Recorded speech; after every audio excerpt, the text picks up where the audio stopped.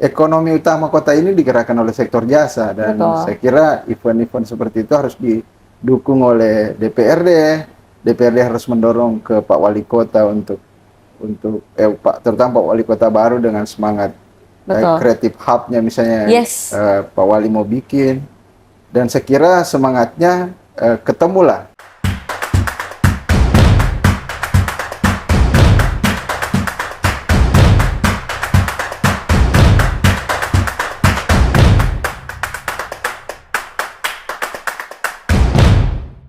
Selamat datang kembali di Parlemen Cuap-Cuap.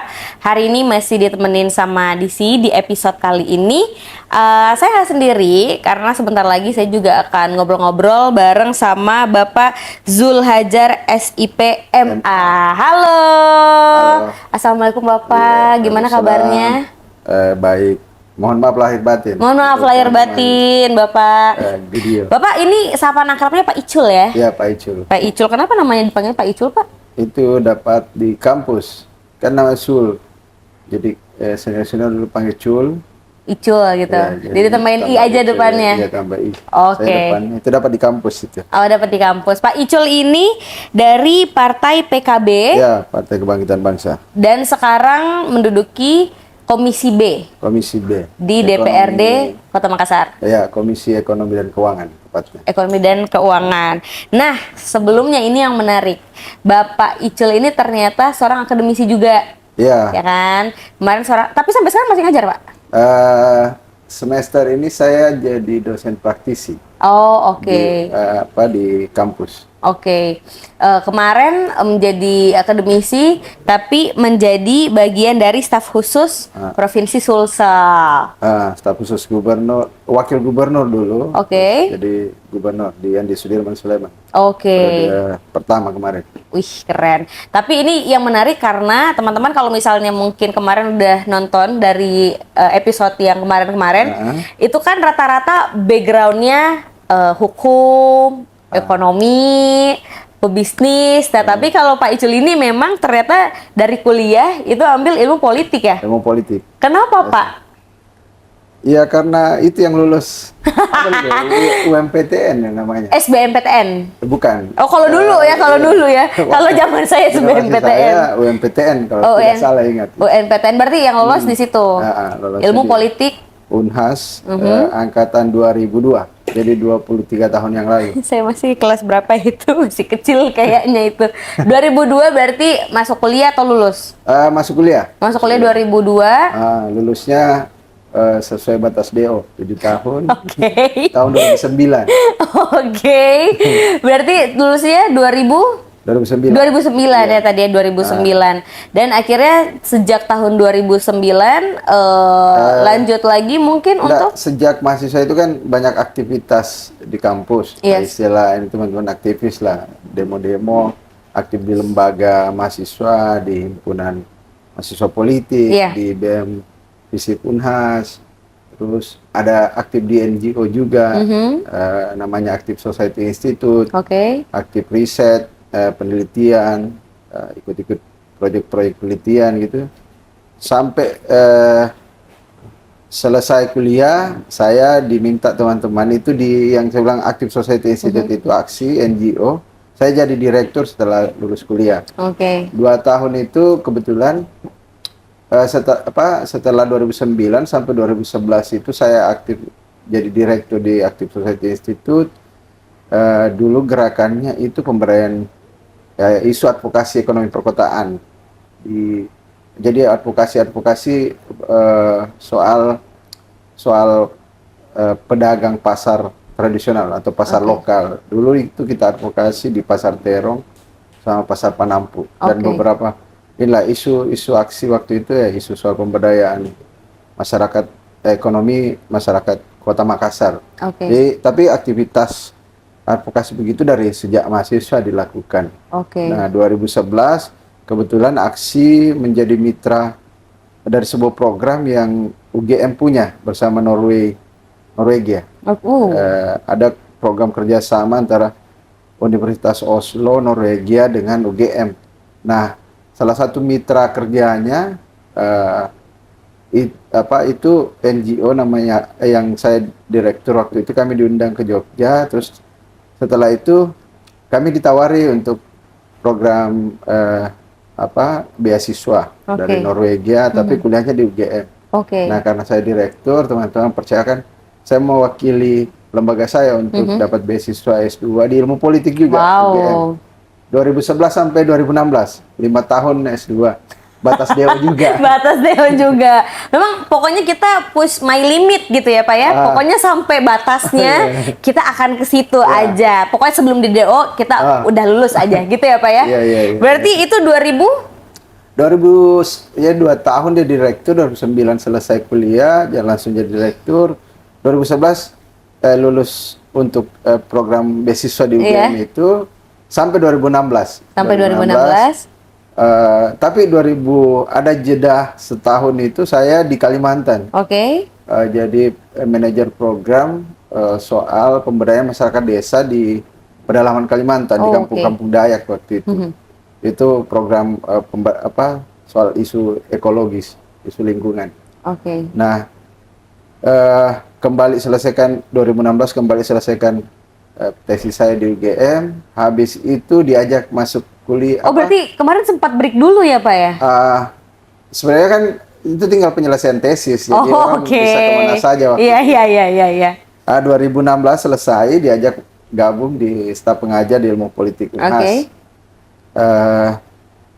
Sambil ngajar itu 2018 habis pilkada gubernur kan, pilgub, kebetulan Andi Sudirman ngajak jadi staf khususnya di Pemprov sampai beliau jadi gubernur tahun 2021 sampai selesai, dari staf khusus wakil gubernur sampai jadi staf khusus gubernur.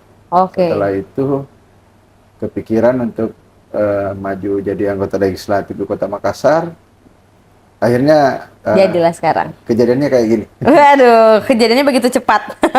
Tapi kenapa Pak memutuskan untuk pengen ikutan menjadi calon anggota legislatif? Banyak yang pertanyakan sih, karena jadi dosen itu pekerjaan yang relatif aman, nyaman, zona nyaman lah. Butuh challenge ya Pak?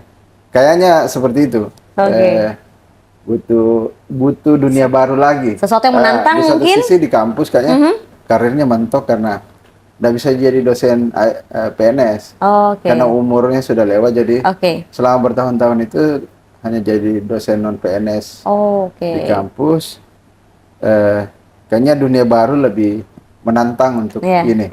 Apalagi 5 tahun jadi staf khusus itu refleksinya, ternyata kalau orang jadi politisi juga bisa banyak sumbangsi untuk orang lain, berbuat banyak bagi orang lain. Kira-kira pikirannya karena butuh tantangan baru, jenis alur hidup baru. Terus yang kedua, dunia politik kayaknya politik praktis ya.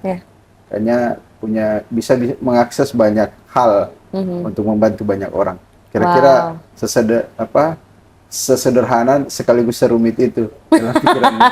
Sesederhana sekaligus seserumit itu juga. Tapi memang kalau misalnya kita dengar tadi ceritanya Pak Icul agak kompleks juga ya Pak ya. Dari awal sampai betul. Tapi ya ini sebenarnya juga yang harus tanamkan sama anak-anak muda, semangatnya Pak, ya kan? Jangan karena terbatas umur jadi akhirnya ngestak di zona nyaman. Pak Icul ini akhirnya mendobrak sesuatu gitu kan ya. Coba tantangan baru itu dia. Sampai akhirnya sekarang duduk di salah satu kursi DPRD Kota Makassar. Di Komisi B. Di Komisi B, Ekonomi Keuangan. Jadi di Komisi B itu urusannya sebenarnya indikator kesuksesan kami di komisi itu soal PAD Makassar naik atau tidak. Penghasilan asli daerah. Jadi tugas DPR Komisi B mendorong supaya sekaligus melakukan pengawasan terhadap PAD. Jadi kami bawahi OPD atau dinas-dinas yang terkait dengan upaya pergerakan ekonomi di Kota Makassar, dan dinas-dinas atau OPD yang terkait dengan upaya pemerintah kota untuk memperoleh penghasilan asli daerah yang maksimal itu. Oke, itu mitranya ada apa aja Pak? Mitranya itu yang utama pastinya Bapenda, Bapenda Badan ya. Pendapatan Daerah. Betul. Yang kedua keuangan daerah, BKAD, BKD. Badan Keuangan Daerah, atau BPKAD juga biasa disebut. Yang lain itu semua Prusda. Kan Prusda ini kan kayak unit usaha pemerintah kota. Nah, unit usaha itu dimanapun ya cari laba sekaligus melakukan pelayanan Betul. dasar kepada warga. Oke. Yang lain itu Dinas Perindustrian, Perdagangan, Dinas Tanaman Pangan, Pertanian Perikanan, Dinas Pariwisata. Sektor pariwisata kan juga ini. Nah, ini kan kota jasa, jadi jasa wisata juga penting, misalnya kuliner kalau sekarang ini kalau lagi tren di Makassar. Oke. Kira-kira itu. Tapi kalau selain kuliner, kalau misalnya bahas soal pariwisata ya Pak ya, pendapatan, ekonomi, kalau festival-festival di Makassar juga itu masuk nggak Pak? Iya masuk, karena itu kan biasanya kan kalau festival itu soal ada pendapatannya juga. Iya betul. Itu puluhan miliar untuk setiap kegiatan hiburan di Kota Makassar. Itu puluhan miliar dari PAD-nya, dan itu digawangi pasti Bapenda, ada Dinas Pariwisata juga, mungkin dinas banyak dinas terkait lah kalau soal itu. Untuk gimana Pak? Ya, kami pastikan bahwa komisi kami ingin memastikan bahwa iklim investasi terutama di sektor jasa itu meningkat di Makassar supaya punya efek terhadap PAD Kota Makassar.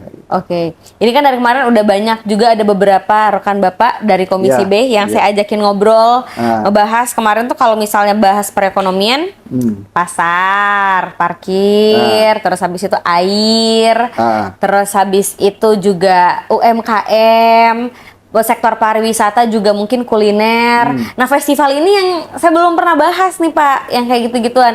Nah, tapi kalau dari di 2025 untuk concernnya ada nggak nih Pak? Untuk mungkin teman-teman yang emang punya usaha atau emang teman-teman yang bekerja di bidang industri hiburan gitu Pak? Ya, saya kira rumus kota ini salah satu rumus utama kota ini untuk menghasilkan penghasilan asli daerah atau menggerakkan ekonomi itu pastinya di sektor jasa, karena kota ini kota jasa, jadi aktivitas ekonomi baik di perhotelan misalnya, di rumah makan, di restoran, terus tempat hiburan, itu yang menjadi itu juga menjadi objek pajak utama dari kota ini. Dan Makassar saya kira kalau orang semua kita tahu lah hub Indonesia Timur lah, pergerakan ekonomi Indonesia Timur banyak di sektor ini.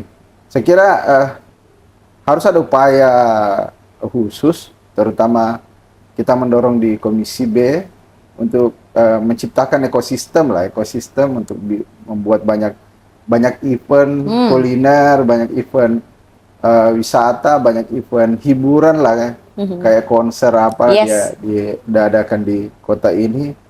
Ya, karena kira-kira ekonomi utama kota ini digerakkan oleh sektor jasa, dan saya kira event-event seperti itu harus didukung oleh DPRD. DPRD harus mendorong ke Pak Wali Kota untuk terutama Pak Wali Kota baru dengan semangat kreatif hub-nya misalnya, Pak Wali mau bikin, dan saya kira semangatnya ketemulah. Pak Wali Kota baru misalnya kan juga orang yang sebelumnya karirnya pernah terlibat di event organizer, industri hiburan gitu ya. Setahu saya penyiar radio. Senior saya itu kebetulan di Prambors ya. Iya. Di Prambors. Jadi tahulah industri tahulah dunia hiburan ini dan industri ini. Kita berharap ada upaya bersama lah antara kolaborasi legislatif eksekutif, terutama ada kebijakan khusus untuk mendorong sektor jasa ini bergerak. Makin banyak event makin bagus untuk kota ini, supaya makin banyak yang datang, berkunjung, berbelanja di Kota Makassar, nginap di Kota Makassar. Akhirnya impactnya ya ke semua orang, datang makan, belanja, dan nginap di hotel, kan semua sektor ekonominya akan hidup lah sebagai kota jasa. Betul. dan perdagangan akan ini. Betul, tapi berarti event, festival di Makassar itu menjadi salah satu concern dari Komisi B juga di tahun ini. Mendorong kayak Dinas Pariwisata mendorong inilah yang memang masih ini adalah kalender event pemerintah kota belum jadi panduan utama untuk orang datang berkunjung. Oke. Saya melihat seperti itu ya. Kemarin waktu pengawasan juga kita mendorong Dinas Pariwisata untuk sudah ada kalender event tapi belum menjadi panduan utama bagi orang yang mau datang atau berkunjung ke kota ini. Saya kira itu salah satunya soal diseminasi informasi tentang event-event yang akan berlangsung di kota ini. Sekaligus mendorong banyak pihak. Kemarin sempat saya bilang misalnya di Makassar ada event tahunan namanya Makassar International Writer Festival MWF. Ada event seperti itu dari teman-teman yang concern di isu kebudayaan, soal isu isu literasi misalnya. Saya kira itu yang harus diajak kolaborasi oleh pemerintah kota ke pihak-pihak atau teman-teman yang bergerak di sektor itu. Jadi kolaborasi banyak hal lah dari di aktor-aktor di luar negara lah yang harus pemerintah ajak. Ayo kita gagas apa ini, event apa? Ada Rockin Celebes misalnya. Betul. Itu makin harus menjadi event yang ditunggu-tunggu dan tahunan yang ditunggu benar. Menghadirkan banyak orang bukan hanya dari kota ini tapi dari kota lain hadir. Betul. Berarti promosi ya juga ya Pak ya? Promosi wisata, promosi kuliner, promosi event kayak gitu. Wow, ini menarik sih karena kebetulan saya juga mungkin bekerjanya di bidang seperti itu, banyak teman-teman juga mungkin yang menyuarakan dan harapannya sih ya emang benar-benar kita terus didukung gitu ya Pak ya, dari bapak-bapak ibu-ibu di DPRD, terus habis itu Dinas Pariwisata karena bermitra juga ya kan ya, butuh dukungan gitu Pak. Tapi selain pariwisata mungkin yang menjadi concernnya kira-kira apa lagi Pak? Yang lain itu tahun ini kami Komisi B itu bikin perda inisiatif untuk perbaiki atau merevisi perda parkir. Ini untuk optimalisasi PAD dari sektor perparkiran karena perda yang ada saat ini tak sejak 2006 atau 2008 perdanya. Jadi dianggap mungkin kurang relevan lagi setelah 20 tahun, hampir 20 tahun perda ini berlaku, kurang relevan lagi melihat perkembangan kota. Misalnya kayak gini, potensinya di Makassar itu tercatat kurang lebih 2 juta kendaraan. 2 juta kendaraan dan kita tahu 1.500.000 kira-kira motor, mobilnya ada 400 sampai hampir 500.000 lah. Betul. Nah, selama ini kami menganggap bahwa sektor perparkiran ini di tengah banyaknya masyarakat yang mengeluh soal layanan parkir yang terjadi di banyak tempat, tapi ini tidak maksimal menghasilkan PAD bagi Kota Makassar. Kemarin itu kalau tidak salah 21 miliar dari 2 juta kendaraan. Nah, kami menganggap itu belum maksimal untuk menjadi PAD, kami gagas itu. Yang lain, kita juga lagi mendiskusikan soal PAD di sektor lain, rumah makan, restoran. Karena kita tahu bahwa setiap rumah makan, restoran di Kota Makassar itu memungut langsung 10% pajak dari setiap yang kita konsumsi, makan minumnya. Nah, menurut kami berusaha mendorong upaya bagi OPD terkait memaksimalkan PAD di sektor ini. Karena kota ini hidup dari aktivitas ekonomi kuliner dan lain-lain yang saya jelaskan di awal tadi. Betul. Banyak subsektor yang sebenarnya bisa menjadi sumber pendapatan juga dari situ ya Pak ya. Sekarang ini kan kemarin itu PAD Makassar 1,7 dari pendapatan asli. Ini untuk 2025 dari 2024 itu kita dorong naik menjadi 2,1 target. Itu untuk parkir Pak? Bukan, semua. Semuanya, penghasilan asli daerah kita dorong naik menjadi 2,1 triliun. Dari sekarang kan 5,7 kalau nggak salah APBD Kota Makassar. PAD-nya kemarin 2024 1,7, kita dorong lewat asumsi APBD 2025 itu targetnya 2,1 triliun. Oke, naik ya Pak ya. Iya, supaya layanan arahnya supaya kalau banyak uang kan layanan dasar warga juga bisa dipenuhi. Betul. Misalnya Cover infrastruktur dengan dasar. baik ya, iya. Kemarin luapan air karena curah hujan di pegunungan tinggi dari arah Goa, dari arah Maros. Ini mampetnya saluran-saluran air, itu kan infrastruktur dasar yang butuh dibiayai oleh anggaran. Makanya kita ingin mendorong pemerintah kota untuk maksimalkan APBD, EPAD, supaya infrastruktur dasar layanan seperti banjir kemarin harusnya perbaikan drainase dan gorong-gorong itu, yang lain sekolah dan fasilitas kesehatan ditingkatkan. Oke. Kira-kira gitu. Wow, luar biasa. Pokoknya memang di tahun 2025 ini banyak concern-concern dari komisi-komisi yang ada di DPRD, khususnya Kota Makassar, itu untuk masyarakat. Mudah-mudahan karena ini periode baru juga, baru beberapa bulan ya Pak ya, masih ada sampai tahun 2029.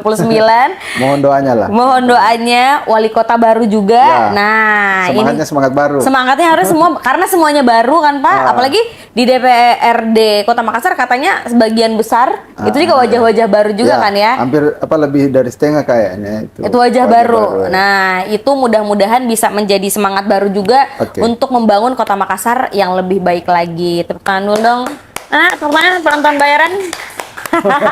Penonton bayaran biar keras aja Pak tepuk tangannya. Pak, ini sebenarnya pertanyaan random Pak. Saya belum pernah nanya sama yang kemarin-kemarin. Bapak Icul dari Partai Kebangkitan Bangsa. Oke, PKB. Kenapa PKB, Pak? Ada teman sekaligus senior di situ. Dan menurut saya semangat. Saya agak suka dengan semangat bahwa PKB itu identik dengan aksi-aksi sosial lah, aktivisme sosial soal. Dan kita di praksi memang 5 tahun ini diminta concern untuk mengurusi soal layanan dasar, pendidikan, isu kesehatan sama isu sosial. Nah, kira-kira dari awal pikiran saya mungkin mencari partai yang concernnya di isu-isu sosial, soal hak-hak dasar warga lah, pendidikan, kesehatan dan sosial gitu. Dan saya temukan itu semangatnya di PKB. Wih, that's why memilih PKB ya Pak ya, untuk menetap di sana juga nih Pak Icul. Tepuk tangan lagi sekali buat Pak Icul. Tadi sudah banyak insight juga yang kita dapatkan dari Pak Icul. Pak Icul terima kasih banyak. Saya agak deg-degan ngobrolnya sama Pak Icul karena Pak Icul ini adalah akademisi. Saya takut ngobrol sama orang-orang yang berlatar belakangan akademisi, karena biasanya lebih kritis gitu kan Pak. Kalau apalagi mahasiswanya aktif kemarin di organisasi ya, tadi dari cerita Pak Icul, biasanya pasti mengkritisi sesuatu itu suka banyak gitu. Saya takut dikritisi pertanyaan saya.